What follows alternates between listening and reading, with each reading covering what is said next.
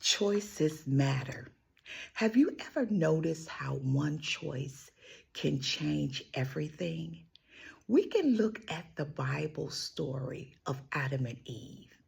If you follow me to the book of Genesis, the second chapter, I'm reading from verses 16 through 17 from the King James Version.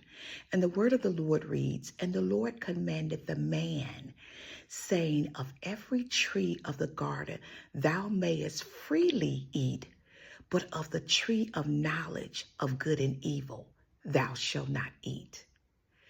So God had told them, out of all of the trees in this garden, you can have anything you want from any other tree with the exception of this tree.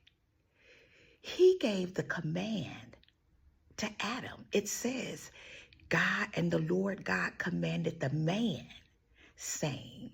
So the command was given to Adam, but who did the enemy come and speak to? Whose ear did he get? Whose attention did he get?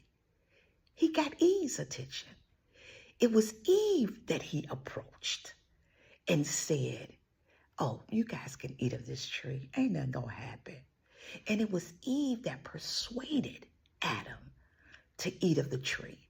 But he had been given the command, any tree with the exception of this tree.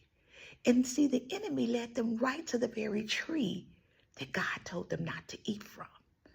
And that's when they broke the connection with God. See, I want to encourage you today that it's through our obedience that we obtain the blessings of God. It's through the disobedience that's when the disconnect comes from us being attached to God. So today, my question to you is, whose voice are you listening to? Are you listening to God's voice today? Or are you listening to the voice of the enemy? Because see, the enemy will always have you to do the opposite of what God has commanded you to do. You have to remember, do you want to walk in the will of God, or do you want to walk in your own will? It's a choice. We have choices that we make each and every day. Some of them are good choices, some of them are bad choices.